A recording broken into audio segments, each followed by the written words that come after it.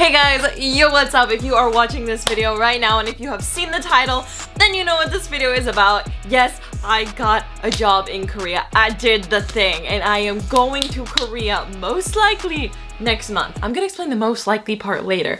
But yeah, it happened and I wanted to make a video about it just to update you guys on everything. If you're new here, yo, what's up? My name is Cherie. I'm 24 and in January, I decided to go to Korea and teach English, and it has been quite a process to get there. Trust me, you guys, it has been quite the process. So I'm like really happy to announce this news to you guys. I didn't post during like the entire month of July because I was figuring everything out. It was a lot more intense of a process than I thought it would be, and that's why like I questioned whether I would even be able to go or not, but I'm going, guys. I made it work. It happened. I'm really stoked. So let me explain kind of what happened. I ended up getting the job, when was it? Like a little over a week ago. I had 2 job interviews last week. That seems like it was so much longer ago. But yeah, it was last week. I had 2 job interviews and I chose a school and I'm going. It's happening. So let me start with just the story of how it all happened, especially during COVID. Like, it's been very difficult to figure this out. But I worked through a recruiter. I applied for like a lot of recruiting agencies, but then like not many got back to me. Probably because I was unsure about my papers and stuff like that, but I worked with this basically just like really with one recruiter, and she was the one who set up the interviews and everything, helped me with my paperwork, which I was super stressed about, so it was really awesome. So I had 2 interviews last week that she scheduled for me. One was in Busan and then one was in like outer Seoul area. So I had those 2 interviews and both of the schools wanted me and both of the schools were really good. Like they both had different perks that I really liked. And they both were hiring like immediately, so like whenever I can get over there, I can start teaching basically. So I had quite the decision to make. There were really, really good things about Busan and really, really good things about the one in outer Seoul. And so it took me like 2 or 3 days to honestly figure it out because I was just like I was so stressed. I tend to do this thing where like with decisions, right, I overthink them like a ton, and this is a decision for a year. Like the contracts for both schools was a year, and so I was committing myself to one school for a year and it made me so stressed, you guys. Finally, after a lot of praying and thinking about it and like reading through the contracts and emailing questions, I finally decided on a school. So I want you guys to like pause this video and write in the comments below whether you think I chose the school in Busan or the school in outer Seoul. Go ahead and take a guess.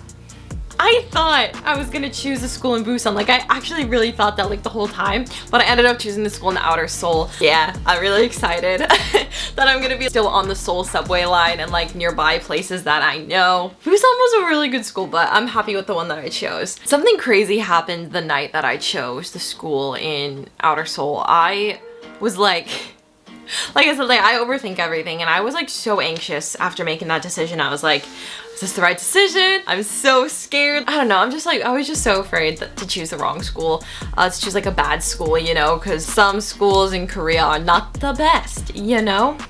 So I actually ended up praying and I was like, Heavenly Father, I'm scared. Did I choose the right school or not? I don't know. And I feel like you haven't helped me during this entire process.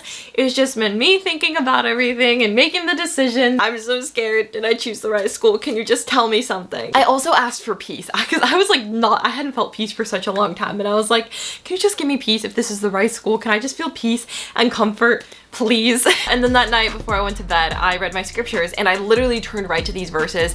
And it's okay if you're not religious, but I just want to like read them for you real quick. Okay, so I read in the Bible in Mark. Yes, in Mark chapter 4, and like what my eyes first landed on was like this underlined part of a verse that just said, Master, carest thou not that we perish? And I was like, oh yeah, that's how I feel. I feel like I might be perishing and God's not helping me out. And then I continue reading verses 39 and 40. And it says, and he arose and rebuked the wind and said unto the sea, peace, be still. And the wind ceased and there was a great calm. And he said unto them, why are ye so fearful? How is it that ye have no faith?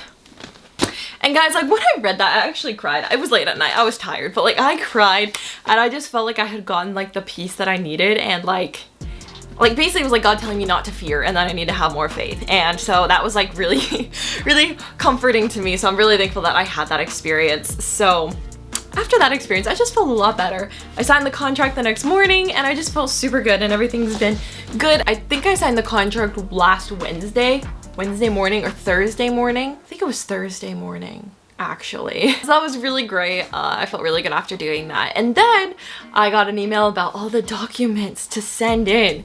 I did not know I needed to send all this stuff to Korea. See, this is my first time. I didn't know anything, you guys. So I had to gather all my documents together, and just this past Monday, I sent them all to Korea Express Mail, and it got there in like a day and a half. But it cost me $70.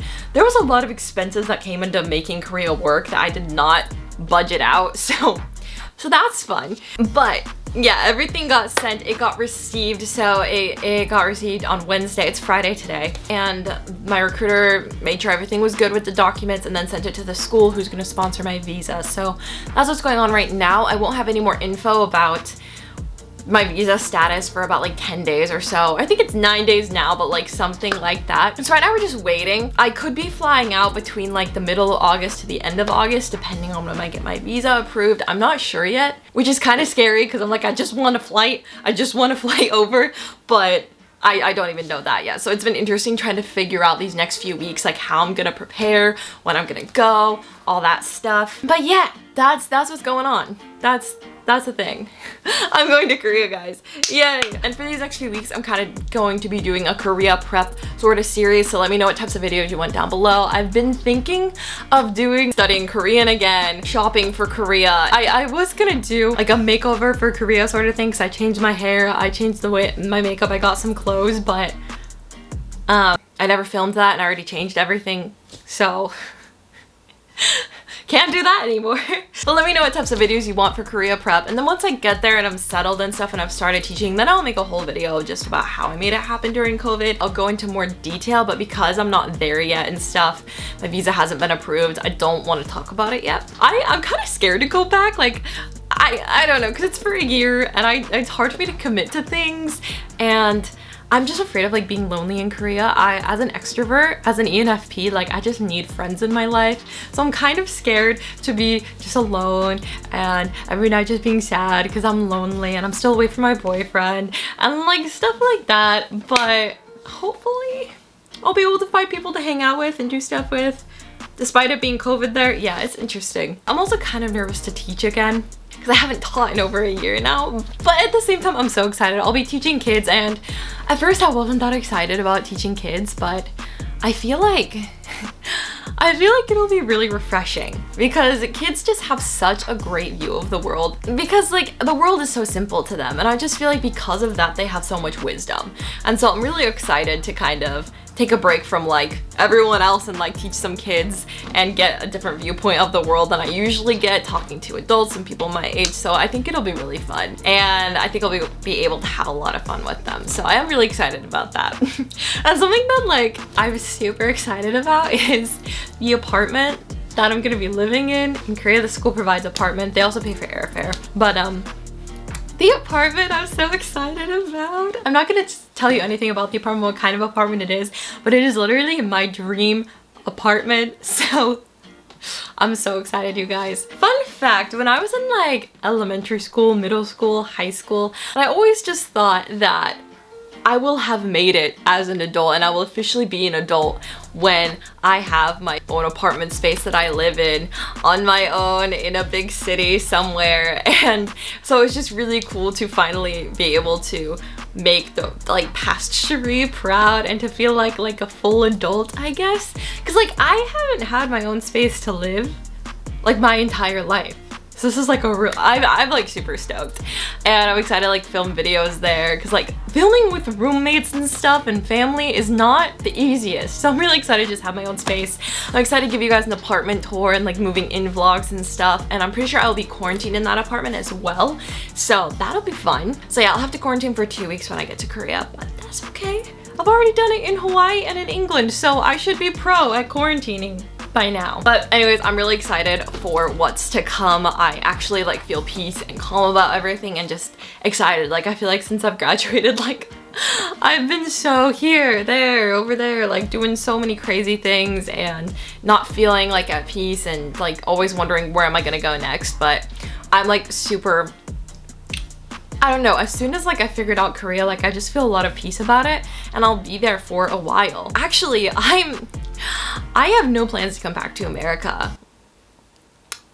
So yeah, I plan to stay in Asia for the next few years at least, whether that's Korea or China, Japan, Thailand, anywhere like that. Like I'm just planning to stay in Asia, so I'm really excited about that. It's like a big move for me, and instead of being nervous and scared, I'm like, I feel like it's time and I just feel really excited for it. So I'm really excited to take you guys with me on the journey and to like film again and do YouTube in Korea. Like I have so many ideas already and I'm really excited to film more videos there and vlog in Korea again, because that's kind of where this channel really took off. And so I'm stoked. I think it's gonna be great and it's gonna be a crazy adventure and I'm excited for it. So yeah, thumbs this video up if you liked it and subscribe if you want to see more Korea related videos. And if you want like more daily updates, go check out my Instagram. I post there on my story like all the time. Thank you guys so much for watching. I hope you have a great day and I will see you guys soon with another video. Remember guys, life doesn't only begin at the end of your comfort zone. It also begins at the end of your culture zone. Bye guys, see you soon.